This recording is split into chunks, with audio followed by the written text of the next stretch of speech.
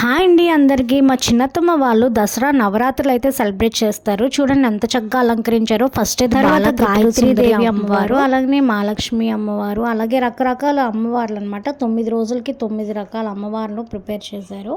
ఎంత చక్కగా అలంకరించారో మీరైతే చూడండి.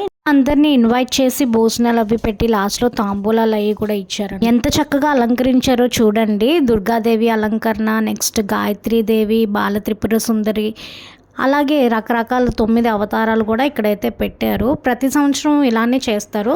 మేమైతే ఇలా గ్రూప్ ఫోటో అయితే తీసేసుకున్నాము వచ్చిన వాళ్ళంతా కూడా అమ్మవారి దగ్గర నించొని. అలానే ఈరోజు అన్నపూర్ణాదేవి అలంకరణ కాబట్టి కోలాటం కూడా ప్రదర్శించారు.